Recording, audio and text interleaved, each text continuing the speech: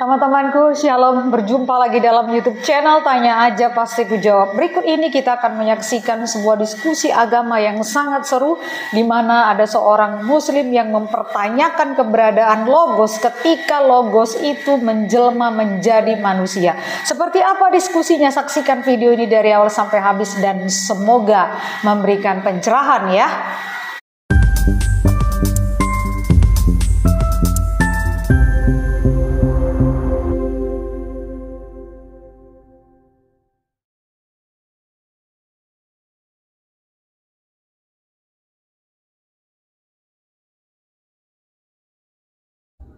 Halo, selamat malam Bakar. Halo. Halo, Islam Kristen Bang. Oh ini Rafiq ya? Yeah, my name is. I speak only English. I don't speak your language. Is it okay? Oh, bahasa Inggris? Yeah, Oh. only English. Oh ya udah, no pain no gain ya Pak ya. Ya nanti dibawa dulu Pak. Saya nggak ngerti Inggris Prof. Gimana ini Prof? Shalom dak, kok dinaikin tak? Aku di bawah aja. Aku Kristen soalnya.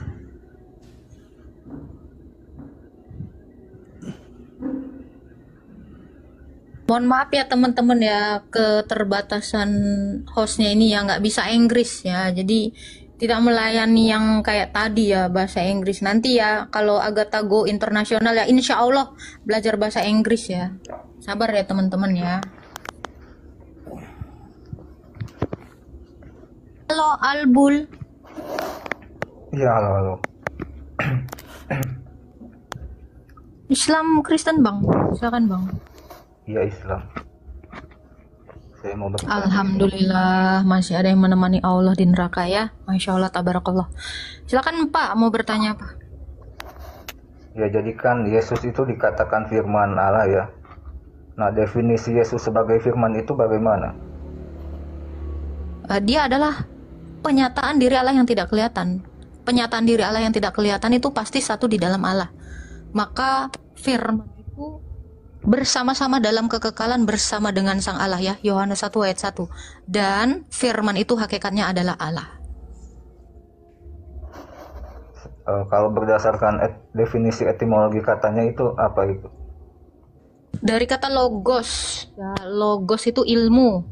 Jadi logos, sang logos itu adalah ilmunya Allah gitu atau wahyunya Allah. Betul nggak Pak Prof?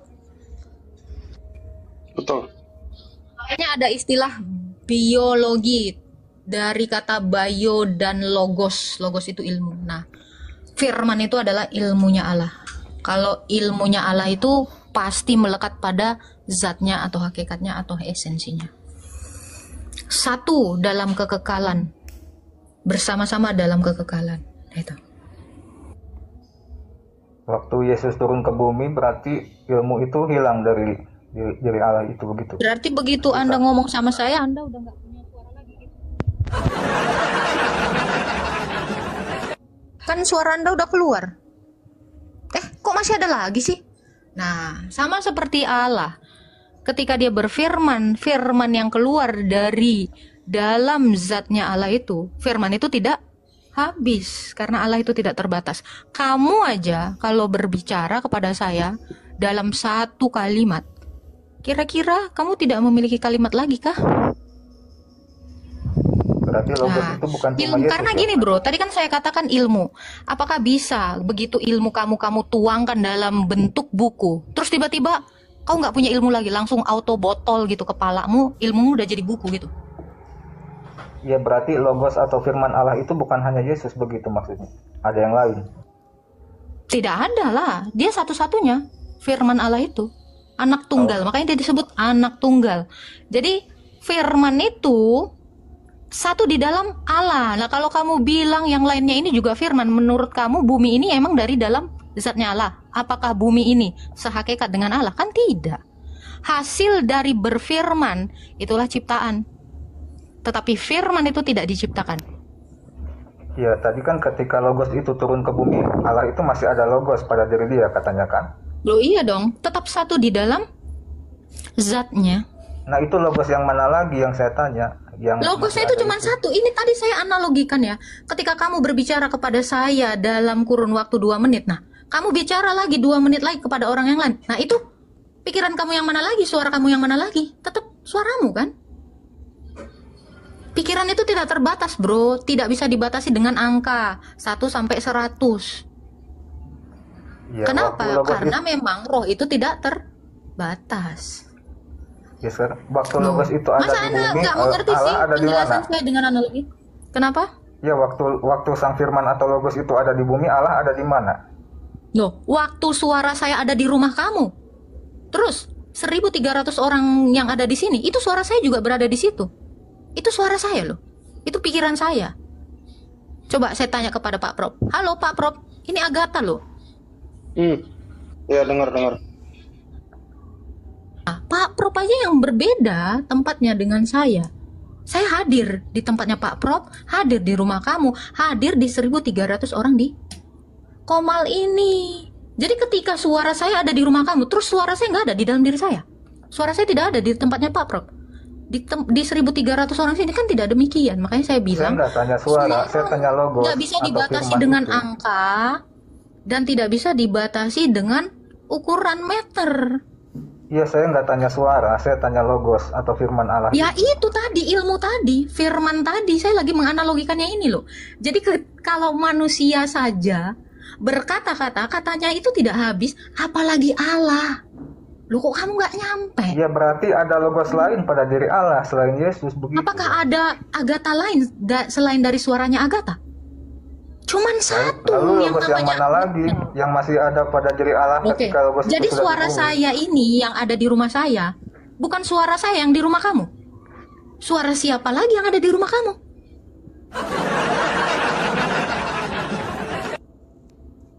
Jadi Tolonglah, maksudnya bro, suara itu cerdaslah. sama dengan logos begitu. Ilmunya Allah, perkataannya Allah, pikirannya Allah, itu kan definisi yang kurang lebih sama. Ya, sekarang kan pikirannya itu sudah turun ke bumi. Sekarang kan suara saya sudah di rumah kamu, berarti saya nggak punya suara lagi dong sekarang di rumah saya. Itu kan pertanyaanmu, bro. Berarti dia punya banyak logos Mungkin dong. gini ya bro ya. Nih, kamu pasti mengira suara itu seperti ini. Kalau suara itu ada di sini, nih di sebelah sini, suara itu tidak ada di sini. Nggak gitu firman bro. Suara saya aja ada di sini, ada di rumah kamu coba. Begitu saya satu kalimat berbicara di rumah kamu, terus saya nggak punya lagi suara gitu. Ini gimana sih bro ngasih taunya? Iya, itu kan karena suaramu itu ada banyak. Suara saya satu bro. Sekarang apakah logos Allah ada Pikiran banyak? saya, suara itu nggak bisa kamu bilang banyak karena yang suaranya Agatha itu cuma satu, Agatha saya. Jangan bilang banyak dong, gimana sih Iya, kamu? tapi perkataannya itu yang kamu ucapkan itu ada banyak. Ada berapa lah kata-kata saya? Coba saya tanya kamu, Setiap bisa nggak ucapan. kamu mengatakan kata-kata saya itu atau menghitung kata-kata saya? Bisa Ya, nggak? dalam satu kalimat aja kan ada beberapa kata-kata itu kan. Lalu bagaimana kamu membatasi Allah dengan mengatakan ketika firmannya diutus ke dunia, terus dia tidak punya lagi firmannya gitu? Sehingga kamu mengatakan berarti semua ini firmannya, kan Ya, tidak kenapa demikian. kamu Saya mau fokus ke menolak pertanyaan dia kamu. punya logos banyak? Ya, kenapa Logos kamu itu pasti tidak satu. setuju dikatakan dia punya banyak logos? Nggak bisa, karena Allah kami satu, bukan banyak. Pikiran saya itu Berarti cuma sudah satu, tidak ada bro. lagi logos Pikirannya pada Allah itu dirinya. satu. Ya, Hah? ya kalau cuma satu berarti sudah tidak ada lagi Oke. logos itu. Sekarang Ketika kalau logos kamu itu baik, sudah ke kalau bumi. kamu katakan banyak, sebutkan jumlahnya. Saya kan tanya. Kalau kamu katakan ketika banyak, sebutkan Yesus turun jumlahnya. ke bumi, iya ketika Yesus turun ke bumi masih ada nggak logos pada diri Allah itu? Itu kan saya tanya.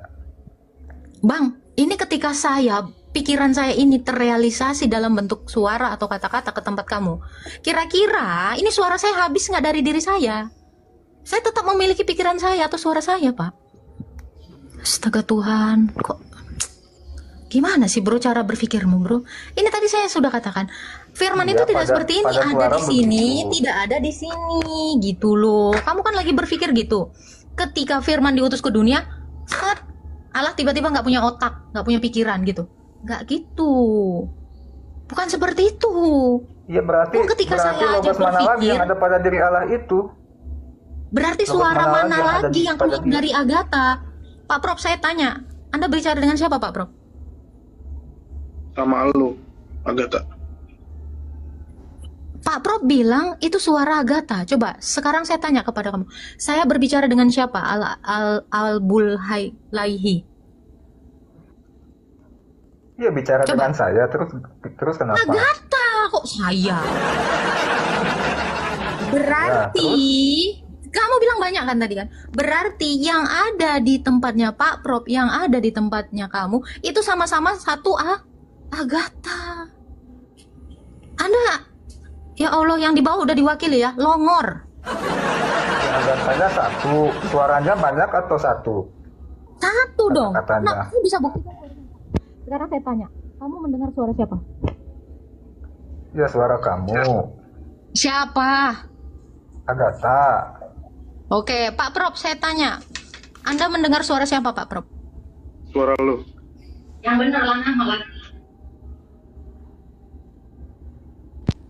Pak Prof berbicara dengan suara siapa? Suara lu. Oh, suara Agatha. Mungkin aku nggak kenal si Albu. Iya, jadi ketika di tempat kamu namanya Agatha, di tempat Pak Prof namanya juga Agatha. Apakah ada dua Agatha? Saya tanya kamu. Enggak lah. Terus korelasinya dengan pertanyaan saya tadi apa? Lo itu. Nggak nangkep dia. Astaga. Kan kamu menolak logos punya beberapa kira-kira Allah punya beberapa logos. Nggak ada, logos itu hanya satu. Anak tunggal Allah itu cuma satu. Firman atau logos itu. Tadi kan kamu nanya etimologi katanya dari apakah firman itu logos dari bahasa Yunani. Ya. Jadi berapakah firmannya Allah atau anak tunggalnya Allah? Satu. Ini jawabannya langsung dalil ya. Karena Esa Allah kita, Esa pula pengantara kita, yaitu Tuhan Yesus Kristus. Manusia Yesus Kristus. Makanya firman itu disebut anak tunggal. Udah dibilang tunggal ya satu lah. Gimana caranya? Lalu bagaimana logos itu masih Satu Allah, sebentar, satu Allah dengan satu firman menyatakan segala sesuatu. Jadi segala sesuatu itu hanya dinyatakan oleh satu Allah melalui firman-Nya. Penyataan diri Allah kepada Musa. Ketika Allah itu berbicara kepada Musa, Allah yang sama, Allah yang satu juga berbicara kepada Abraham. Allah yang satu juga berbicara kepada Nuh, Adam. Hanya satu firman itu yang berbicara kepada seluruh nabi-nabi dan rasul-rasul. Loh kok sampai sini kok nggak ngerti? Kok kira yang ketemu sama Adam siapa? Firman. Yang ketemu sama Ibrahim lagi. Yang ketemu sama Musa. Itu firman, anak tunggal Allah. Satu-satunya. Makanya dikatakan tunggal. Ya. Jadi kalau kamu kira firman itu ada banyak, firman itu satu dan menyatakan dirinya dalam segala hal dan kepada semua nabi-nabi. Jadi kalau kamu tidak mengerti bahwa firman itu hanya satu, ya wajar, karena kamu juga mencoba menghitung suara saya. Ya, kamu kan mau menghitung suara saya kan? Kamu katakan suara saya banyak. Padahal ketika saya tanya kamu, suara siapa yang kau dengar? Agatha. Suara siapa yang didengar Pak Prof? Agatha. Suara siapa yang didengar 1.400 orang di sini? Pasti Agatha jawabannya. Itu merujuk kepada Agatha yang satu, bukan Agatha yang banyak. Ya nggak nyampe lah Pak Prof. Gue yakin nggak nyampe Pak Prof. Jadi maksudnya logos Yesus di bumi itu terkait dengan Allah di surga begitu? Berkaitan apa bagaimana? Jadi suara saya ngomong di tempat kamu ini menurut kau Agatha atau hantu? Iya Agatha. Terus? Ya sudah Agatha. itu jawaban. Berkaitan begitu maksudnya? Astaga Tuhan, Prof yang kayak gini enaknya digulai apa di sate Prof? Ngeri kali. Kirim sambutan aja. Berkaitan bagaimana caranya? Sementara logos itu sudah di bumi. Ya gimana caranya sementara suara saya udah di kamu kok bisa ada di rumah Pak Prof? Gimana caranya? Bisa melalui internet. Makanya suara saya bisa di tempat kamu, bisa di tempat Pak Prof, bisa di semua orang. Kayaknya lama-lama gue gila ya ngeladenin orang yang gak nyambung kayak gini nih. Oh, berarti Allah itu tidak punya logos yang independen ya, yang logosnya sendiri begitu, yang tidak Artinya terikat independen apa, bro? Arti independen dengan apa sih? firman itu. Harusnya kamu mengatakan logos itu independen Dia dong, terpisah merdeka dengan dong. Makanya firman-Nya. dia bisa berada di, kamu aja nggak ngerti arti independen. Bahkan logos itu justru independen. Makanya apa? Dia merdeka kemana saja. Di mana dia mau menyatakan dirinya, ya. Yang nggak Ya, independen itu kenapa adalah masih harus terikat dengan Yesus yang yang sudah nggak di bumi? independen, nggak independen itu, ya, yang nggak merdeka itu adalah Allahmu. Makanya kamu berdoa di satu arah, di satu kiblat. Allahmu itu nggak independen, tetapi terperangkap di dalam kotak yang di sana itu, Pak Prof. Kotak apa namanya itu, Pak Prof? Kotak amal kah? Black box. Itu yang tidak merdeka, yang tidak independen itu adalah Allahmu, karena dia terperangkap di satu tempat. Makanya kamu mati pun kau ke arah dia, kamu sholat pun kau ke arah dia. Betul nggak? Nggak independen banget Allah lu, terperangkap dalam kotak.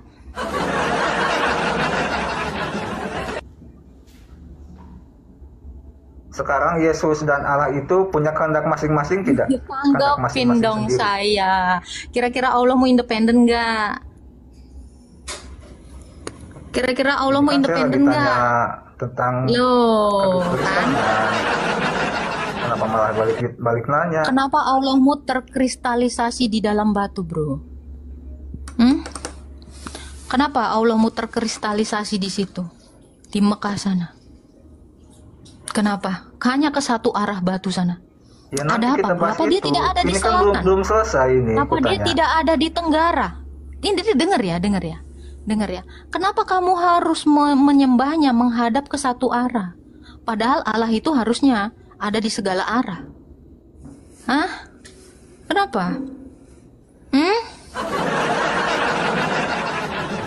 Kenapa? Dia tidak independen, dia tidak Ya merdeka. karena aturannya Kenapa dia- begitu.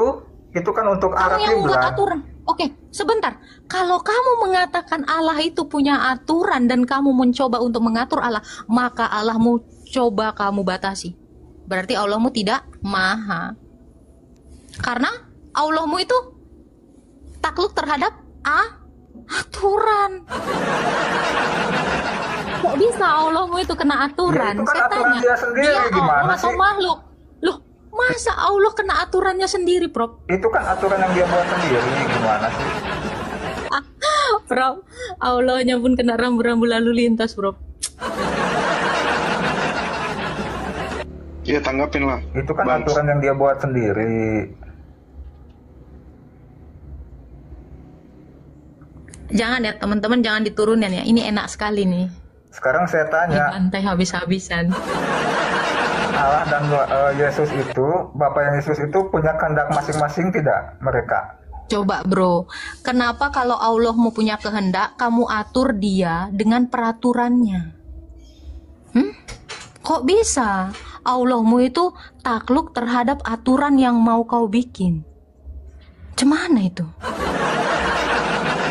Kamu mencoba mengatur Allahmu dengan kata dia harus takluk terhadap aturannya gitu loh.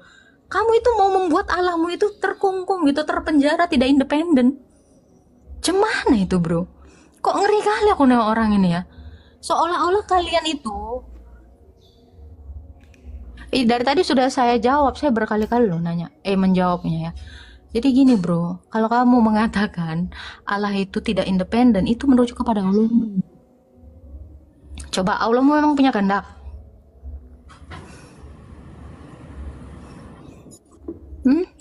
Allahmu memang punya kehendak.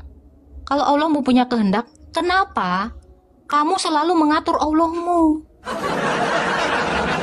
Allahmu kayak nggak punya kehendak, kayak nggak ada harga diri. Pokoknya Tuhan nggak bisa jadi manusia. Kalian itu membatasi kehendak Allah. Kok ngeri banget manusia ini ngatur Allah ya? Coba. Sebenarnya bisa jawab atau enggak? Saya udah jawab dari Saya tadi. itu tentang kehendak Bapa dan Yesus itu. Punya kehendak enggak masing-masing? Allah itu cuma punya satu kehendak. Orang Allah itu satu kok masing-masing sih? Berarti siapa yang ikut kehendak siapa? Apakah Yesus ikut kehendak Bapa atau sebaliknya? Allah itu kan satu, kehendaknya satu. Firman itu adalah kehendak Bapa.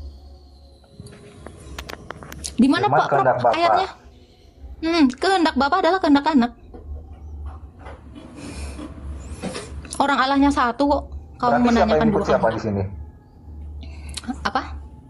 Ya kehendak siapa yang diikuti? Apakah Yesus ikut kehendak Bapa atau Bapa ikut kehendak Yesus? Bisakah satu kehendak mengikuti kehendaknya sendiri? Siapa ngikut siapa? Gimana sih? Orang kehendaknya satu kok, Allah itu satu. Tetapi Oke, kalau kamu kalau bertanya kehendaknya tentang satu- kemanusiaannya Yesus, karena kamu kan ngomongin anak, kan? Kalau kamu menanyakan kehendak kemanusiaannya baru, karena hakikat kemanusiaannya itu memiliki kehendak, dan kehendak kemanusiaannya itu adalah taat kepada keilahiannya. Itu karena yang kamu tanyakan ini pasti satu Allah. Kalau kamu tanyakan kehendak kemanusiaannya, tentu selayaknya dia manusia ya. 1 Korintus 2 ayat 11.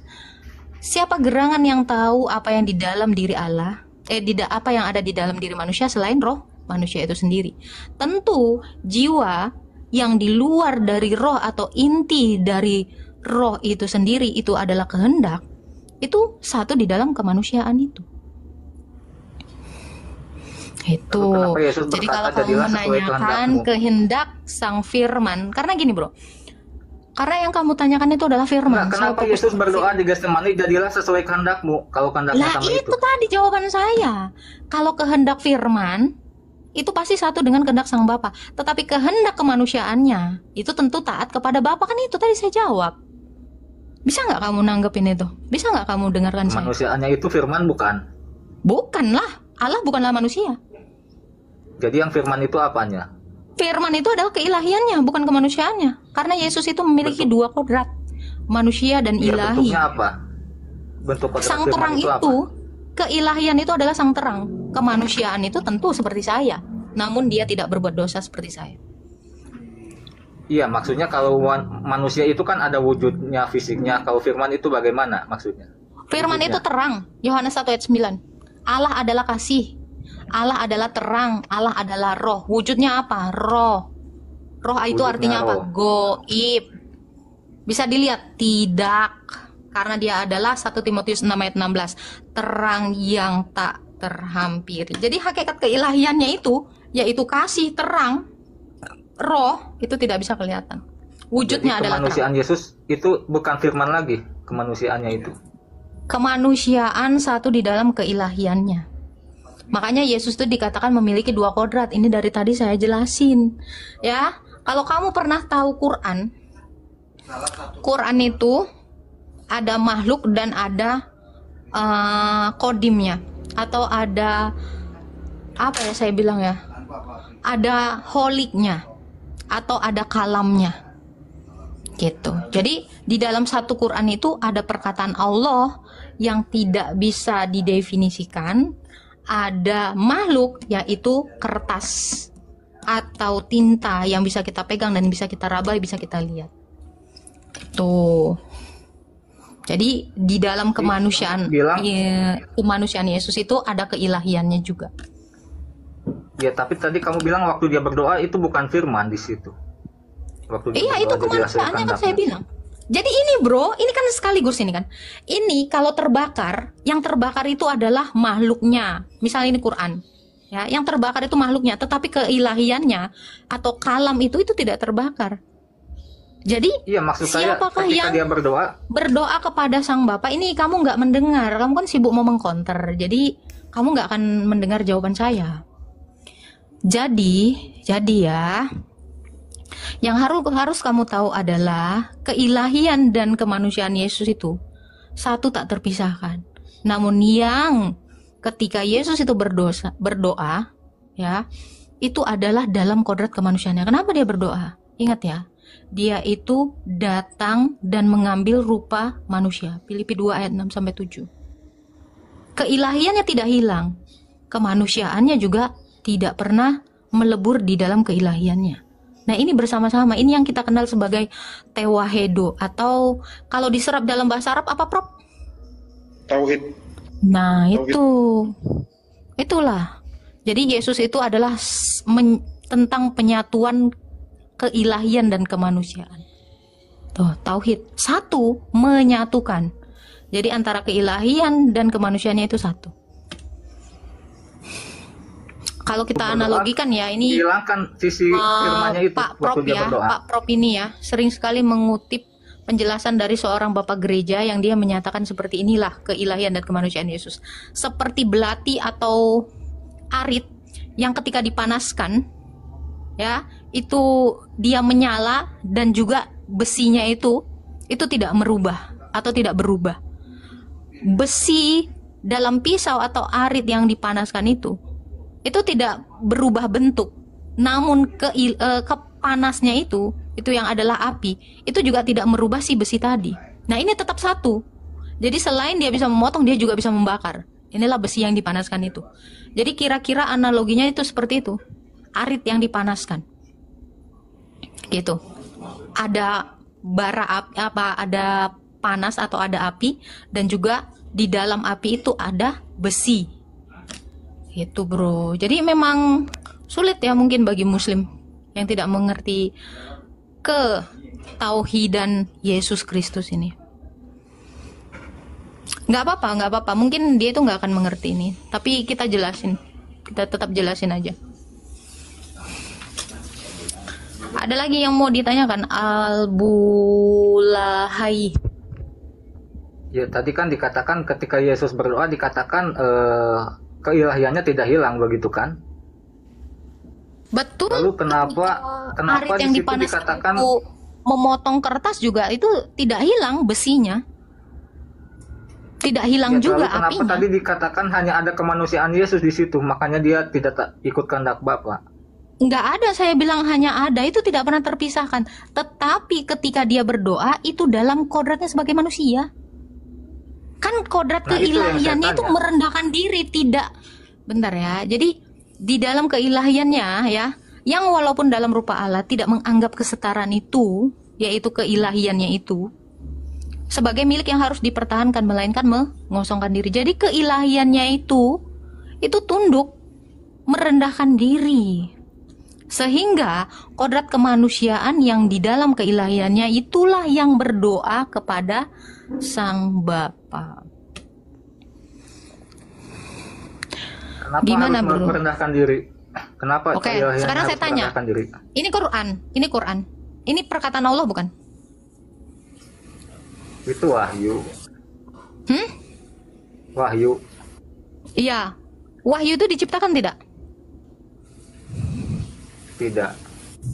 Loh, kalau ini tidak diciptakan, kenapa sama seperti buku-buku yang lain nih? Buku-buku lain, kenapa sama? Maksudnya sama Kenapa gimana? dia sama seperti buku lain? Bisa dibikin bungkus terasi, bisa dibikin bungkus belacan, bisa dibikin bungkus pempek. Kenapa? Wahyu kok dibikin bungkus terasi kayak buku lain?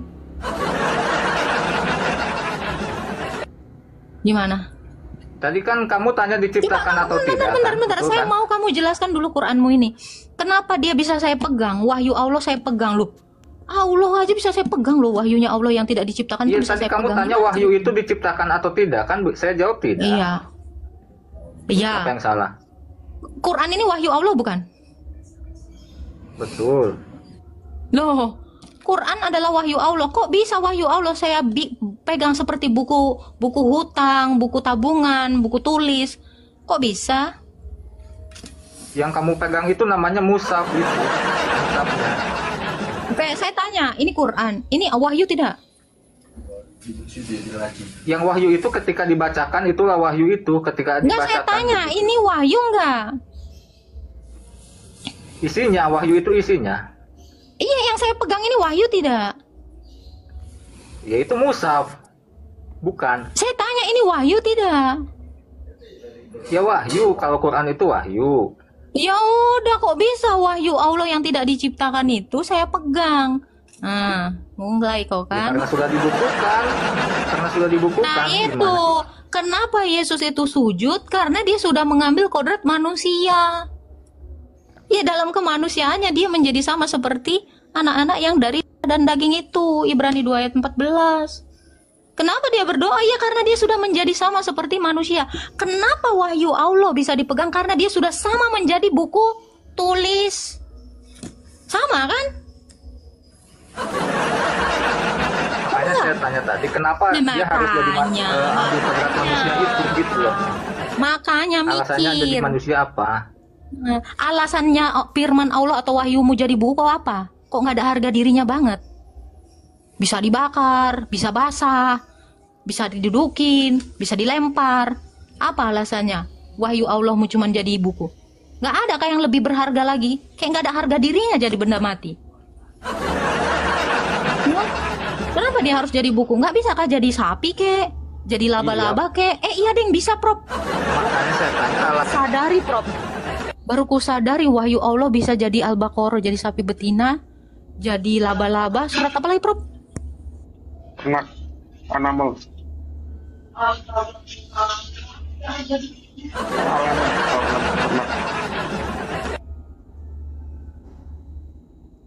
Makanya saya tanya tadi, Kok ngeri alasannya kali jadi bro, manusia itu apa? bentar bro, apa alasannya wahyu Allah ini cuma jadi surat-surat yang tadi itu disebutkan? Ada surat lembu cewek, ada surat laba-laba, ada jadi ternak. Kenapa bro? Jadi surat-surat ternak. Ya itu ayatnya, untuk wahyunya. dibukukan itu untuk dibaca manusia, untuk dijadikan pedoman begitu. Kenapa namanya nggak ada harga dirinya? Cobalah ternak, lembu cewek, apa-apaan itu Al-Baqarah? Ya apa masalahnya? Itu kan memang Ya itu kan memang menceritakan ada di dalam isi suratnya. Lebih berharga ketika firman itu menjadi manusia. Di dalam kemanusiaannya apa yang dia lakukan? Pertama, dia mukanya tidak asam seperti nabimu, seperti yang tertulis di dalam Abasa ayat 1-3. Yang kedua, sebagai manusia, ya, dia itu menyelamatkan perempuan yang, ya, bukan malah mengkawininya ketika umur 6 tahun dan menggaulinya 9 tahun. Hanya alasannya jadi manusia itu apa? Lebih berfaedah ketika firman itu datang dalam rupa manusia. Banyak hal yang bisa dia lakukan. Membangkitkan orang mati. Mukanya pun tidak asam. Malah apa yang dilakukannya? Membuat mata bagi orang yang tidak bisa melihat dari lahir. Ini lebih berguna daripada ini. Coba apalah faedahnya, saya tanya. Bisa nggak dia nyapu rumah? Boro-boro bro.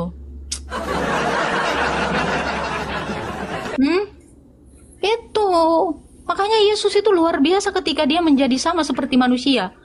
Untuk apa? Ya untuk menolong manusia. Dengan cara dicobai, dia menolong orang-orang yang dicobai. Ibrani 1 ayat 18. Dengan dia Kenapa mati, dengan cara dia jadi menolong. manusia? Bentar. Dengan dia menjadi manusia, dia bisa mati dan dia menolong orang-orang yang seumurnya hidup dalam perhambaan karena takutnya akan kematian. Ibrani 1 ayat 15. Ya, lebih faedah ketika firman itu jadi manusia. Pertama, dia menggenapi seluruh nubuatan di dalam kitab suci. Di dalam Kejadian 3 ayat 15, memang dia sudah dinubuatkan kepada Hawa bahwa firman itu atau Tuhan itu datang dalam rupa seorang manusia yang lahir dari keturunan perempuan, yaitu Hawa yang kedua, Maria. Itu satu. Jadi kenapa dia harus manusia? Dia memang harus lahir dari seorang perawan. Itu dinubuatkan di dalam kitab Yesaya juga seperti itu. Yeremia juga seperti itu. Gitu bro. Itu kan Dan menurut dia, saya. bukan, ini menurut ayat. Jadi kenapa dia itu harus datang sebagai manusia? Karena dia akan menjadi seorang nabi, seorang raja, seorang imam.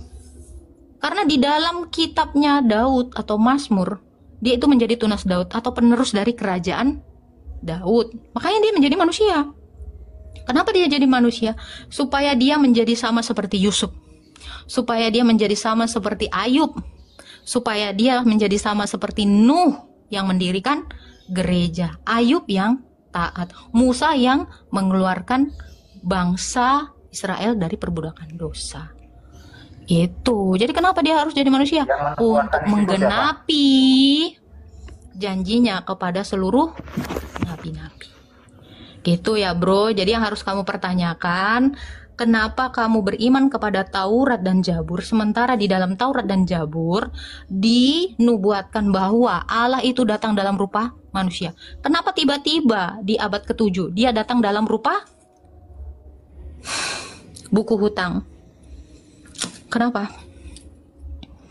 Saya tanya yang Apakah ini membuat Allah apa mengubah? di perjanjian lama itu.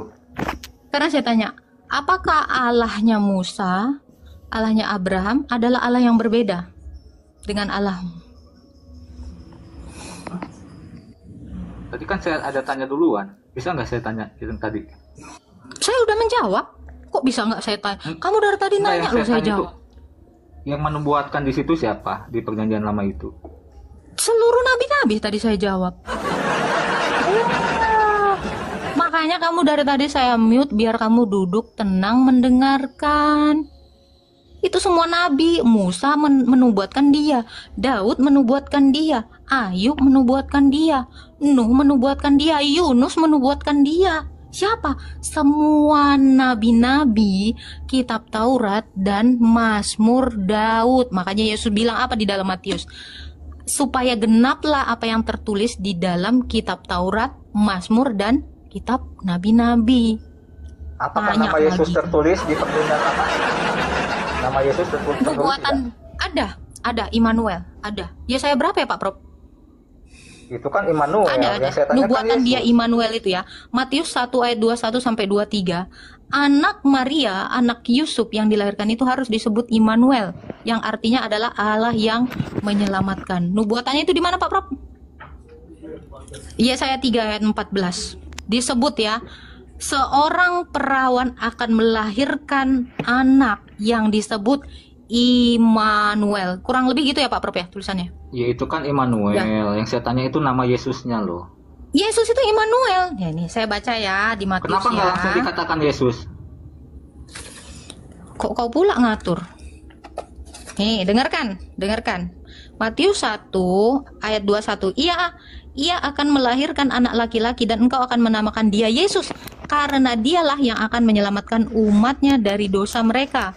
Hal itu terjadi supaya genaplah yang difirmankan Tuhan oleh Nabi Yeremia ya Prof ya.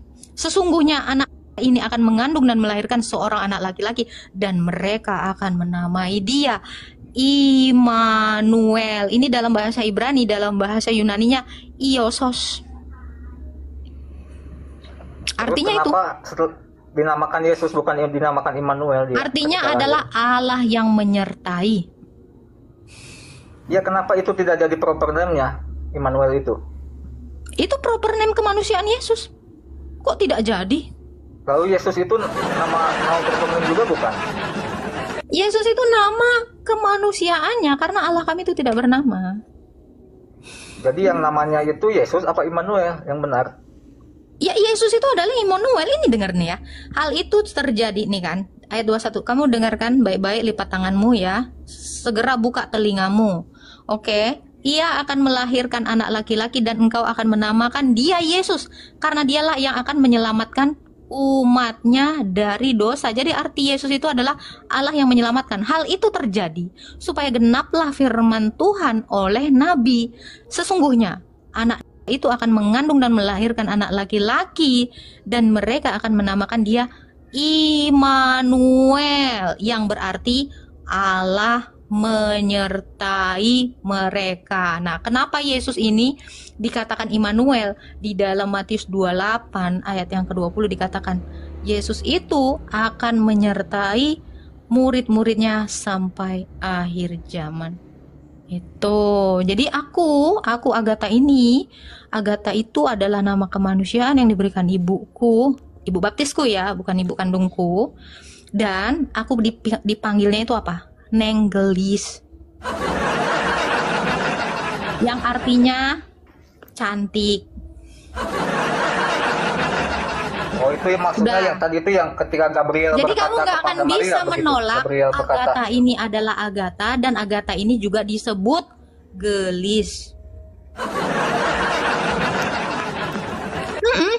Iya, tadi itu yang ketika Gabriel berkata kepada Maria, bukan yang kamu.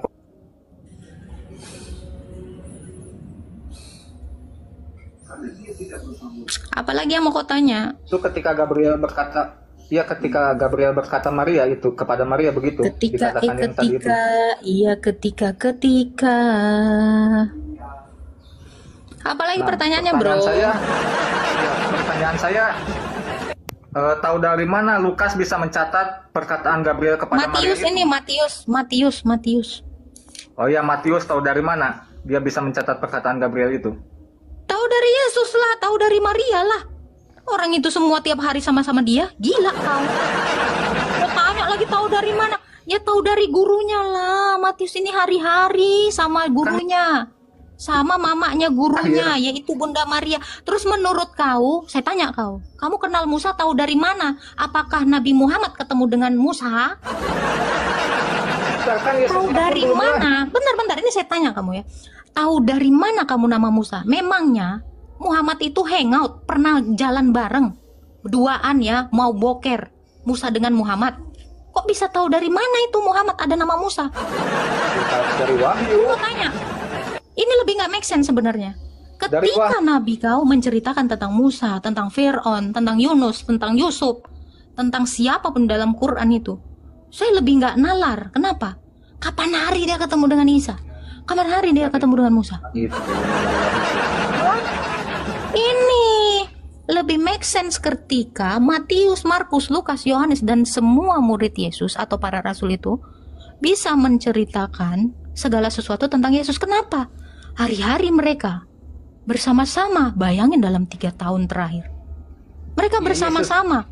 Itu ketika dia hidup di dunia ini. Bahkan ketika dia sudah terangkat pun Yesus menyertai mereka. Roh Kudus yang dia utus itu membantu mereka dalam pengajarannya. Nah ini yang saya tanya, gimana ceritanya Allahmu tahu siapa itu Yesus? Sementara masa itu adalah masa patrok. Allahmu itu tidak ada di zamannya Yesus. Kenapa? Karena tidak ada satu orang pun yang beragama Islam di abad 1. Murid Yesus juga kalau disebut Islam. Nih, justru saya mau nanya ini, gimana Allahmu kenal sama Yesus atau Isa? Wong dia nggak ada di situ. Gimana? Saya mau tahu. Gimana ceritanya kau percaya sama pria Arab ini yang menggauli anak kecil 9 tahun ini? Kalau memang Tuhanmu maha tahu siapalah istrinya Musa. Coba. Kalau memang Allahmu itu maha tahu siapalah istri Musa, jawab. Kau jawab dulu. Tidak dituliskan di Quran itu bukan berarti nggak tahu. Berarti Allahmu nggak tahu. Berarti Allahmu nggak tahu. Kenapa saya katakan demikian? Pertanyaanmu yang hari ini pun ada jawabannya. Kenapa? Karena Tuhan Yesus tahu kamu akan menanyakan ini. Makanya dia menyiapkan jawabannya dalam Alkitab. Kenapa Allahmu tidak tahu hari ini aku akan menanyakan siapa istri Musa? Sehingga dia tidak mencatatnya di dalam Quran. Katanya penyempurna. Karena nggak penting cerita itu, nggak penting-penting amat. Nggak penting. Oke, adakah nama Hawa di dalam Quranmu? Nggak ada. Wanita yang paling fundamental yang menjadi ibu dari seluruh dunia ini, manusia di dunia ini, tidak tercatat namanya di dalam kitabmu. Tetapi kenapa nama Zainab ada? Tidakkah Allah mau melihat Zainab lebih berharga daripada Hawa?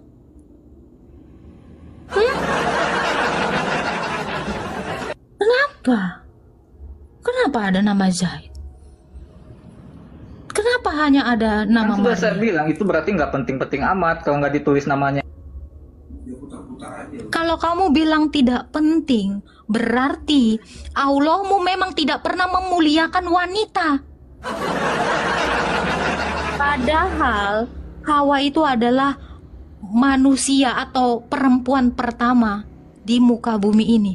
Katanya Allahmu itu ajaran Islam memuliakan manusia. Memuliakan wanita. Saya juga tahu. Sabar. Karena Allahmu memang tidak tahu. Ya. Jadi bohong ketika Allahmu itu dikatakan memuliakan wanita. Karena jawabanmu adalah Hawa nggak penting. Kok ngeri kau bilang nama Hawa nggak penting? Karena begini, Bahkan ya di dalam Quranmu itu ada yang namanya surah An-Nisa, surah perempuan. Harusnya Allahmu itu menuliskan perempuan pertama di muka bumi ini. Siapa? Hawa yang LDR dengan Adam ketika diciptakan hari pertama, digelindingkan di bumi. Udahlah namanya nggak penting, dibikin LDR sama si Adam. Nah, katanya sempurna. Masa kau bilang Allahmu itu gak mementingkan nama Hawa?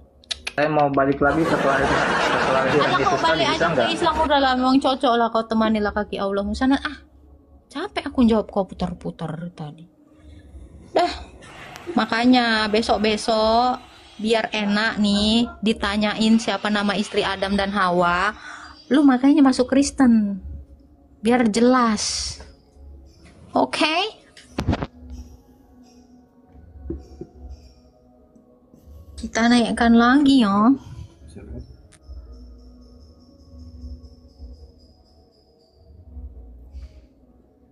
Puji Tuhan, kita sudah bersama-sama mengikuti serta mendengarkan penjelasan-penjelasan dari Agatha terkait pertanyaan Muslim yang menanyakan tentang keberadaan Logos ketika Logos itu turun ke dalam dunia.